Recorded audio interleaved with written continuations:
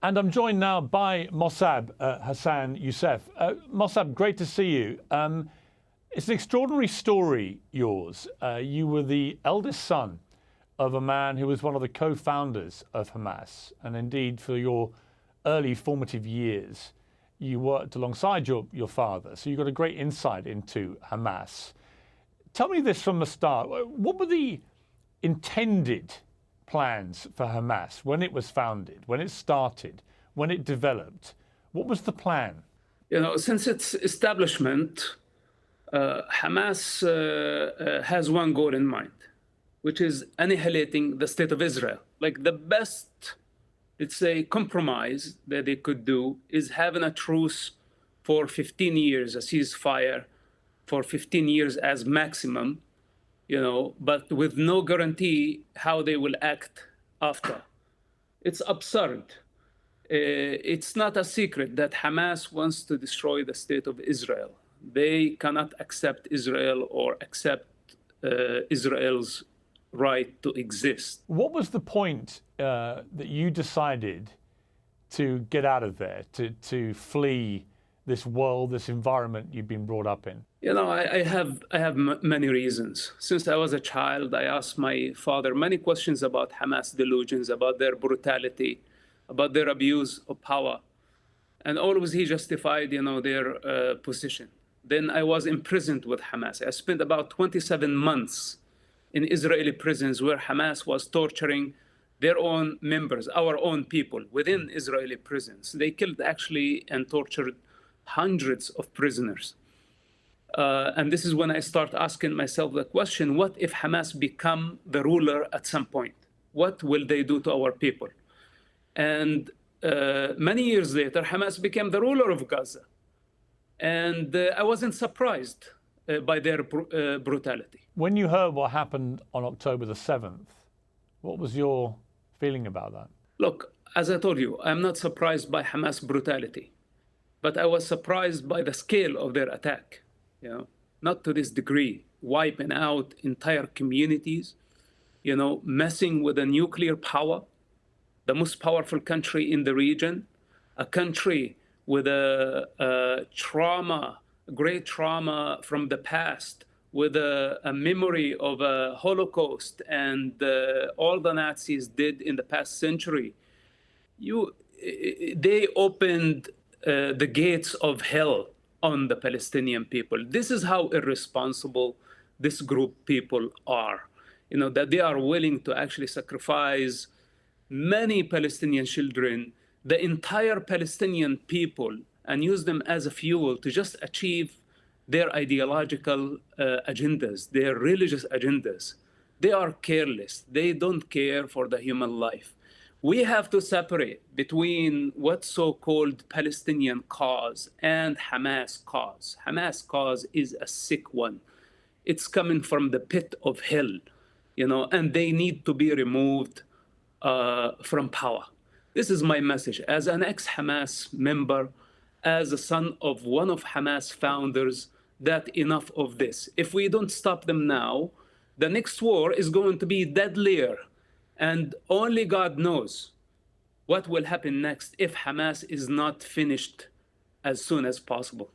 Mossab, how many regular Palestinians, particularly in Gaza, do you think sympathize with Hamas or indeed fully support them? You know, once Hamas is removed from power, we're going to witness people celebrating in Gaza. I guarantee you that. The people of Gaza are oppressed for so long, and they had to endure siege, they had to endure violence, many wars for the sake of Hamas' lust for power and for Hamas' political ambition.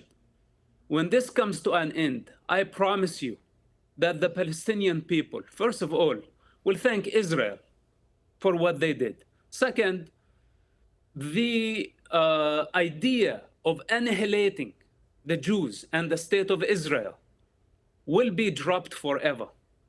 You know, because Hamas is the, you can say, the last experiment of adapting violence, trying to annihilate and destroy the state of Israel. This didn't work for Yasser Arafat. It took him 40 years to realize this. And Hamas has been trying for 35 years to destroy Israel. Finally, I hope that they will come to this understanding that Israel is going nowhere. If they insist on annihilating Israel, and of course, if Iran keeps on insisting on this goal, this means the destruction of the entire region.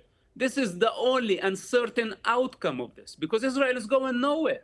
How do we get to peace from here? You know, this time, I'm afraid that war is the only way to peace. Because if Hamas is not removed from power, then they will build more military, they will build longer range missiles, and the next attack, the next war is going to be deadlier. The use of force is the last resort. You can find this in every culture. And unfortunately, now Hamas left Israel and the free world as well with no choice but to fight them and put an end for their violence. Many civilians are dying, I understand this. Their blood is on the hands of Hamas, and Hamas only. You see, it's interesting you say that, because a lot of pro-Palestinians who I've had on the show in the last 2 weeks don't accept that argument. They say the blood of the civilians in Gaza is exclusively on the hands of Israel, and that Israel's waged a repressive occupation for many decades. There's been a prison camp for Gazans for a long, long time, and that has created the environment through which a terror group like Hamas can thrive and indeed win an election, as they did in 2005. Do you buy into any of that? I mean, do you think that Israel has overreacted already to what happened to them? Their argument is, what is proportion when you have a terror attack like that on your people? Look, since my childhood, and I am hearing the stories from pro-Palestine and from those who are using what's so-called the Palestinian cause. They care the least for the Palestinian children and their future. You know, I am the legitimate representative of the Palestinian children. The child within me speaks. I don't want somebody coming from London or somebody coming from the other side of the world to tell me what is the struggle of the Palestinian children. The Palestinian children, the Palestinian society has been hijacked by these criminals, and anybody who takes their side is participating in their crime. This is my answer to those people. And for the civilian casualties, etc., you know, first of all, Hamas is using, and it's very clearly, it's a fact that Hamas used civilians as human shields. It's a fact. Then it's a fact that Israel call and warn civilians to evacuate buildings before they strike them. But in the meantime, Hamas put roadblocks to stop civilians from evacuating to safe zones. Hamas single misfire killed hundreds of refugees taking shelter at a hospital, and they blamed Israel. What are we talking about here? Israel is a democracy. Israel is accountable. Israel is not thirsty for the Palestinian blood. In the meantime, Israel is capable of wiping out Arab capitals in seconds. Why Israel does not attempt to abuse its power? But why, when the Arabs have just a little bit of power, couple of missiles, they misuse power by launching them at civilians and kill them in their living rooms? We have a fundamental problem, and we need to stop blaming Israel.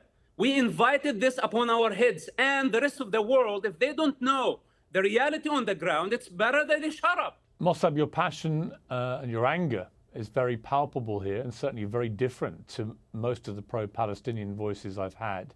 And I sense the Palestinian plight of its people is very much in your heart. Do you still have contact with any of your family? This is irrelevant right now. I don't have any contact with my family, and I don't care anymore. You know, enough bloodshed and enough involvement from people who don't care. They just warriors on keyboard, you know, and they're just storming world capitals saying free Palestine, free Palestine. They don't know what the hell Palestine is. I am Palestine. And I say it's enough of Hamas. It's enough of the corrupt leaderships that they are killing our people, misleading them to hell. Is enough of that. We don't want Palestinian state. I don't want Palestinian state. Palestinian children need education. They need security. They need life. This is what they need. They don't need another corrupt Arab regime. Is it possible to get rid of Hamas in the way that Israel is currently trying to do through airstrike bombardments and it is planned now an imminent ground invasion? Is that the best way to do it? Or is there a danger of radicalizing a lot more young Palestinians to the Hamas cause in the process? Listen to this. We are going to remove Hamas from power. Remember my words, okay? And Hamas did not only bring the wrath of Israel over Gaza. Hamas brought the wrath of God. We are going to remove them from power, and we are going to persecute their leaders, and we are going to bring them to justice. And the world will witness their punishment. And everyone who take their side today in this state of confusion, thinking that this is a joke, I tell those people that you are going to regret taking the side of Hamas. You are going to regret taking the side of those criminals who are killing the Palestinian people. Mossab, you were born in Ramallah. That's your home. Do you dream of going home one day? Is that something you still aspire to do? I prefer not to answer this question. I understand. Mossab, thank you very much indeed for joining me. It's extraordinary to hear your story, and it's a remarkable pitch that you make to the people of Palestine, and it's one that they will hear and will see their reaction. But I appreciate you joining me. Thank you very much. Thank you.